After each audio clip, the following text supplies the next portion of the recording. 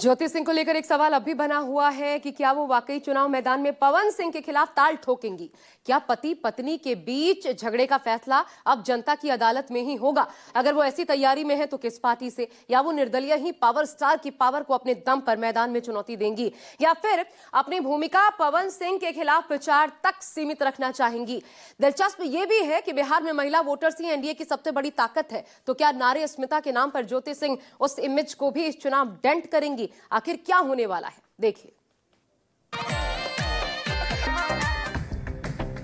पवन सिंह ने सफाई दी तो ज्योति सिंह भी कहां चुप रहने वाली थी।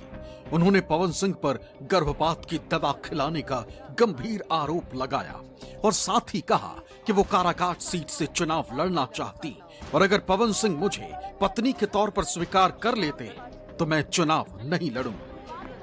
पवन जी द्वारा मुझे जब दवा खिलाया जाता था, उस चीज़ के विरोध में जब मैं बोलती थी तो मुझे इतना टॉर्चर किया गया कि मैंने स्लीपिंग पिल्स खा लिया था, नींद की गोली। उस समय उनके भैया रानू भैया जी थे और उनके टीम मेंबर में से दीपक भैया थे, बिक्की जी थे। रात के 2 बजे वो लोग मुझे उठा के हॉस्पिटल ले गए और वहाँ पे मेरा इलाज हुआ। दवा देते थे ज्योति जी, बता सकती है क्या? जी, वो जो गर्भपात का दवा खिलाते थे मुझे। जहाँ से पार्टी मुझे मौका देती है वहाँ से मैं चुनाव लड़ूंगी। काराकाट में आपको देखा गया है ना, लगातार जनता से संपर्क करते हो, तो क्या वो सीट आप सबसे ज्यादा प्रेफर कर रही हैं? जी बिल्कुल, मैं जहाँ पे बैठी हूँ वहाँ पे मैंने काराकाट के लिए ही मांग की है, क्योंकि लोकसभा चुनाव में पवन जी जब लोकसभा चुनाव लड़े थे उसके बाद पवन जी एक भी बार वहाँ पे नहीं गए। ज्योति सिंह के आरोपों से साफ है कि वो बिहार चुनाव में पवन सिंह के खिलाफ मोर्चा खोलने को तैयार हैं और इसी मकसद से बिहार भी पहुंची। माना जा रहा है कि पवन सिंह बीजेपी के टिकट पर आरा से चुनाव लड़ सकते हैं। 30 सितंबर को ही उनकी बीजेपी में वापसी हुई है। पवन सिंह भोजपुरी के बड़े स्टार हैं और बीजेपी उनकी इसी छवि को चुनाव में भुनाने की कोशिश में। बीजेपी ने 2024 के लोकसभा चुनाव में भी पवन सिंह को वेस्ट बंगाल के आसनसोल से टिकट दिया था, लेकिन पवन सिंह चुनावी मैदान में उतरने से पहले ही पीछे हट गए थे। असल में जैसे ही पवन सिंह को टिकट मिला, उनके खिलाफ टीएमसी के नेता लग गए। आरोप लगाया कि पवन सिंह ने पश्चिम बंगाल की महिलाओं के खिलाफ गाने गाए।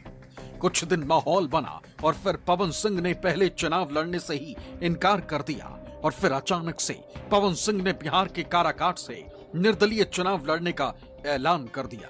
बीजेपी ने शायद पवन सिंह के निर्दलीय चुनाव लड़ने के फैसले को हल्के में ले लिया और वक्त पर डैमेज कंट्रोल नहीं किया, जिसकी वजह से पवन सिंह ने बीजेपी और उसके सहयोगियों को बहुत नुकसान पहुंचाया। पवन सिंह खुद तो नहीं जीत पाए, लेकिन आरएलएम के उपेंद्र कुशवाहा को हराने में उनकी प्रमुख भूमिका रही और काराकाट सीट से सीपीआई एमएल के राजाराम जीते। पवन सिंह दूसरे नंबर पर रहे, जिन्हें वोट मिले 2,74,723।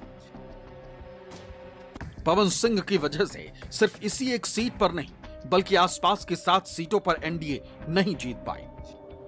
पवन सिंह की वजह से 2024 में बीजेपी सासाराम, बक्सर, आरा, काराकाट, पाटलिपुत्र, जहानाबाद और औरंगाबाद की सीटें हार गई। बड़ी बात यह है कि 2019 के लोकसभा चुनाव में ये सभी सीटें एनडीए ने जीती थी। अब बीजेपी पवन सिंह की वापसी कराकर आरा समेत सभी सीटों पर उनके प्रभाव का इस्तेमाल करने की कोशिश कर रही, लेकिन वोटिंग से पहले ही जिस तरह ज्योति सिंह ने पवन सिंह के खिलाफ महिला अपमान का मुद्दा उठा दिया है, उससे बीजेपी की परेशानी भी बढ़ गई है, क्योंकि बिहार में महिलाओं के सशक्तिकरण को लेकर एनडीए जोर शोर से चुनाव में उतर रही है। ऐसे में पवन सिंह और ज्योति सिंह का विवाद उसे कितना नुकसान पहुंचा सकता है, ये सियासी सवाल बना हुआ है। Bureau report, news 24।